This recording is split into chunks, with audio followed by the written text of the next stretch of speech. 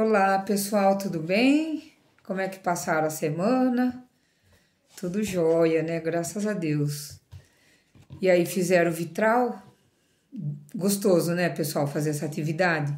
Eu sempre gostei bastante quando chega essa parte aí da Catedral Gótica, porque é um exercício que aparece em todo o material educativo, né? Você construir um vitral, porque o vitral, assim, ele teve uma importância muito significativa aí, né? Na iluminação desses prédios que a gente acabou de estudar e a catedral. Agora nós vamos continuar aqui ainda falando da Idade Média, no capítulo 6, ele vai chamar multidimensionalidade. Bom, então, ele vai começar falando aqui de um filósofo francês que é o Etienne Gilson. O Etienne Gilson ele tinha uma preocupação com relação aos rumos que a filosofia ia tomar aí no século XX, do século XX em diante, né? Então, eu vou ler um parágrafo aqui que ele tem aqui na apostila para vocês, ó. O homem é um ser, o homem não é uma mente que pensa, mas um ser que percebe outros seres como verdadeiros, ama-os como bons e aprecia-os como belos, pois tudo aquilo que é reduzido à forma mais humilde da existência exibe os privilégios inseparáveis do ato de ser, que são a verdade, a bondade e a beleza. Então, por exemplo, toda a filosofia, né, desde lá da Grécia Antiga, ela se preocupa com essas questões do ser, aí do homem, né, que são o quê? A verdade, a bondade e a beleza. Então, por exemplo, o Etienne Gilson, ele era um estudioso dos filósofos lá da Idade Média, da época das catedrais, né, que são o São Tomás de Aquino e o Santo Agostinho, que ele cita aqui no texto. Então, ele estudou a filosofia desses conhecidos filósofos aí medievais, que fizeram tratados também, deixaram coisas escritas, né, sobre o homem, sobre como que você alcança, né, a beleza, a bondade, a verdade, que são, assim, universais, né, para características universais do homem. E aqui ainda ele fala, por mais que você olhe para aquela forma humilde da existência, você não perde, o homem ele não perde essas características, né? O homem ele só vai perder, né, a verdade, a bondade e a beleza quando ele se torna um ser perverso, ou seja, uma pessoa que não passou pelo processo de educação e tal. Então essa preocupação aí desse filósofo. Então nós vamos ver o quê? Que a filosofia ela sempre se preocupou com isso, né? Com essa universalidade dessas questões humanas. O que é uma coisa universal? É que só tem uma verdade, né? O universo é que só há uma versão. Então, a verdade do homem é essa, bondade, verdade e beleza. Então, por que acreditar? Porque é verdadeiro. Por que amar? Porque é belo, né? Por que apreciar? Porque é belo. E por que amar? Porque é bom, né? Então, tem essas três questões e essas respostas aí. A gente dá resposta para essas questões universais do homem. Mas se a gente olhar lá para a Idade Média, nós vamos ver o quê? Que o homem ali da Alta Idade Média, mais ou menos do século V até o século XI, também conhecida como Idade das Trevas, ele criou assim um sistema de representação através de símbolos e do imaterial, da imaterialidade, para atingir aquela coisa do divino, né? Para professar o amor pela fé cristã. Então, durante todo esse tempo aí medieval, por isso que fala Idade das Trevas, porque ficou uma coisa meio velada, simbólica. Eles não permitiam, né, que a ciência e as artes também se desenvolvessem para começar a retratar e outros olhares, né, perante a realidade. Então, esse que era o pensamento do homem medieval, essa coisa simbólica e essa coisa mística e tal, como a gente vem estudando. Mas nós vamos perceber que na Baixa Idade Média, que é do século XI até mais ou menos o século XIV, né, quando se encerra a Idade Média, o homem ele vai começar a mudar o pensamento do homem. Então, o que nós temos na Idade Média? O teocentrismo, que era Deus como centro do universo. E do século XIV para frente, né, que é o período renascentista, nós vamos ter o antropocentrismo, que é o homem. Então, nós vamos estudar essas mudanças que ocorreram, né, gradativamente através da arte. Porque o que a arte faz? A arte, ela mostra pra gente, né? Assim, ela é o visual daquilo que acontecia ali na sociedade. Então, é muito importante a gente observar. A arte é desenvolvida durante esse período aí. Então, nós temos duas imagens aqui na página 129. Uma é de uma basílica românica e a outra é de uma catedral gótica. Então, como que era a basílica românica? Era aquele prédio horizontal, pesadão, né? Construções enormes, né? Para receber peregrinos, com paredes grossas, toda feita de pedra. Algumas ainda tinham telhado de madeira, mas com aqueles mosaicos bizantinos, né? Que a gente viu lá no começo do capítulo. E o prédio gótico, como que é a catedral gótica? Ela é uma catedral horizontal, né? Uma é vertical, uma é horizontal, a gótica é vertical. Ela vai buscar a altura.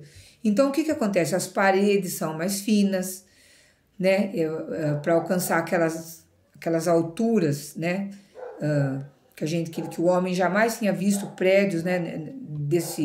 Desse formato aí. Então, várias técnicas tiveram que ser aprimoradas. Por exemplo, o arco romano, que é aquele arco pleno bem arredondado, ele vai ser agora o quê? Aqui dá para ver na imagem, o arco ogival, que é um arco em forma de... ele acaba com uma ponta em cima.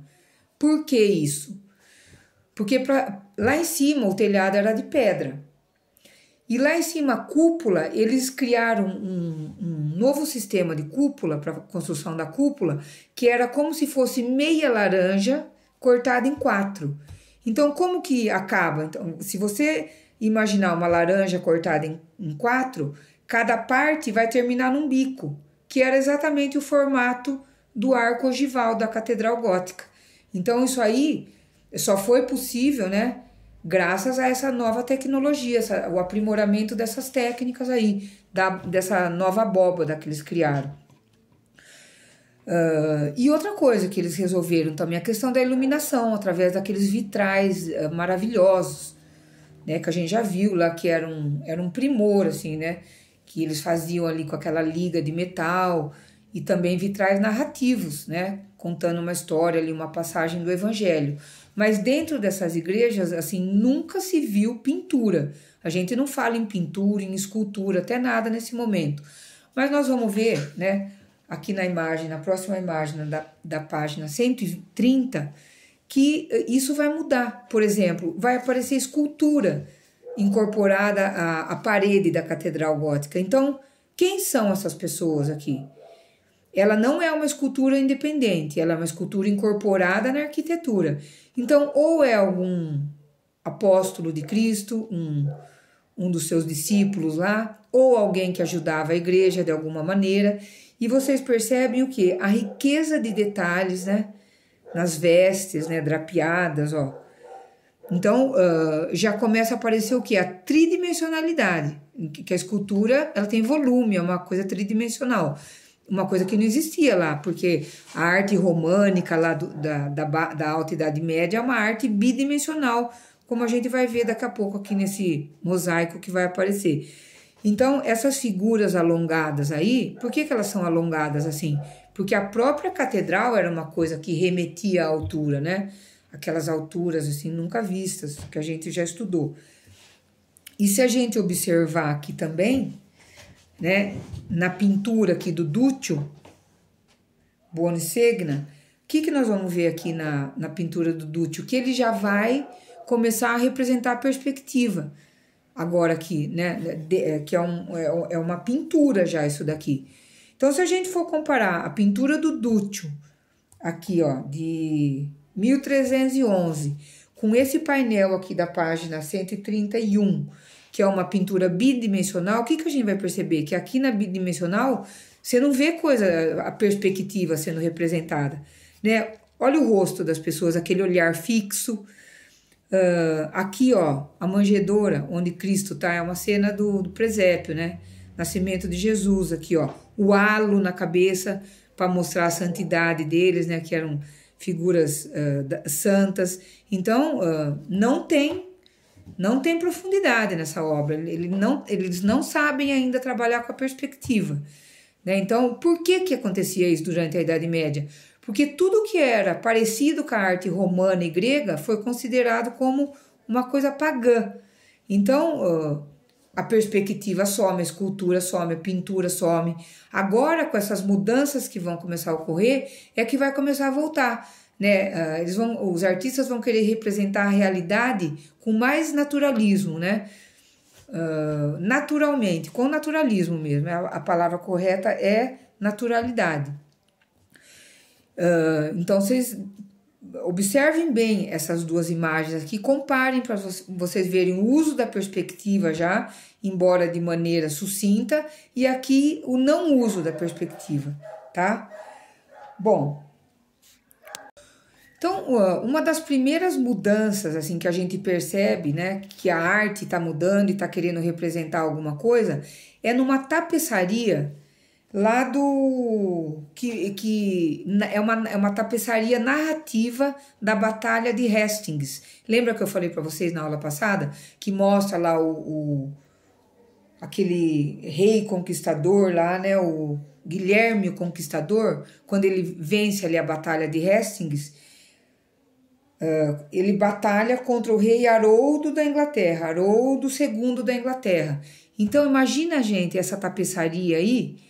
Ela é uma peça gigantesca. O que é uma tapeçaria? Que trabalha com lã, né? A gente já viu que essas tapeçarias aí, elas serviam para esquentar, né, os ambientes, porque o castelo, por exemplo, que era aquele tipo de construção principal ali, e mesmo as catedrais eram lugares frios, né, construídos de pedra.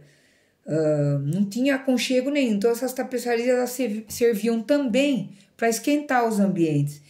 Essa tapeçaria aqui, né, pode virar a página aí, ó. O que nós vamos ver? Que ela é uma tapeçaria que vai mudar totalmente daquele tipo de arte que a gente conhecia lá da Idade Média.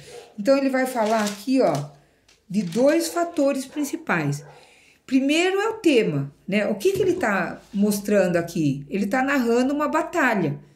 E isso não existia lá na Idade Média. Todas as cenas, qualquer que seja, elas eram cenas religiosas. Agora aqui mudou a temática, é uma narrativa. E ele vai mostrar o que aqui, ó? Barcos transportando cavalos, né? Homens segurando caixas, né? Tudo que o rei, esse conquistador ali, ia precisar para a batalha dele. Então, assim, é uma mudança, assim, absurda que aconteceu, né? Essa tapeçaria, ela foi feita em... Deixa eu ver se eu acho a data aqui, ó.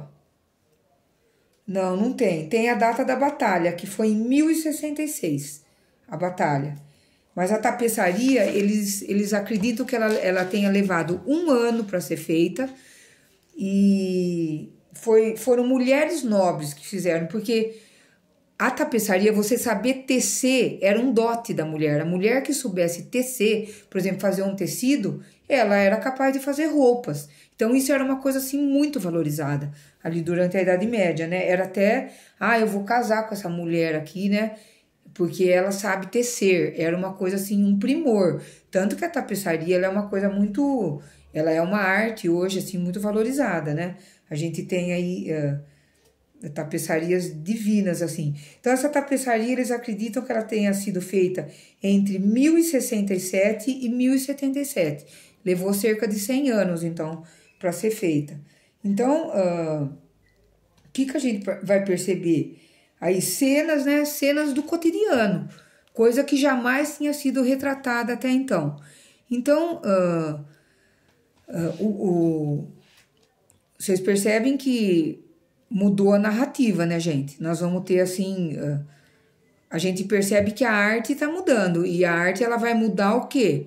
Ela vai mudar para as questões humanas. O homem, ele vai se voltar mais para as questões humanas agora. Ele vai, por exemplo, ele vai ter uma percepção melhor, assim, de todas as tristezas pelas quais ele passa.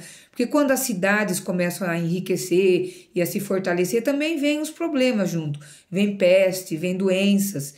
E o homem, o que ele vai passando por tudo isso e ele vai desenvolvendo uma consciência a respeito disso, né? Bom, esse capítulo, gente, ele também é longo, tá? E eu vou falar agora para vocês aqui de uma artista que é Alexa Middle. Alexa Middle, ela faz um trabalho muito interessante, assim. É uma artista aqui contemporânea. Então, o que ela faz? Ela pinta a realidade em cima da realidade. Então, tem uma pergunta aqui, ó, que eu quero que vocês respondam, né, na página 133, observando essa obra aqui da Alexa. E depois também tem uma pintura mostrando como que ela faz. Olha só, gente, ela sentada, né, pintando. Então, uma pessoa, ela tá pintando realmente uma pessoa de verdade e depois ela vai fazer a pintura dela retratando isso aí, dessa maneira, e pintando objetos. Então, ela teve uma palestra que ela deu que ela fala exatamente isso, como que ela começou a pintar dessa maneira. Então, ela deixa, por exemplo, a carreira política e começa a investir nessa carreira de pintura. Então, por exemplo, ela pega uma flor e pinta a flor com tinta, pinta um ovo, pinta uma fruta, né? Então, pintar a realidade. Eu vou pegar, por exemplo, eu vou pegar esse mouse aqui, ó. Eu vou pegar uma tinta e vou pintar o mouse.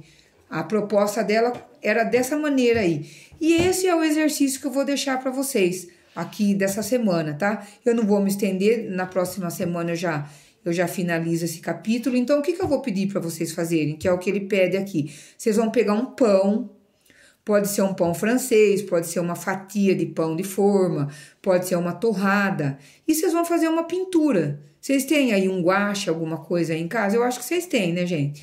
É material fácil de encontrar.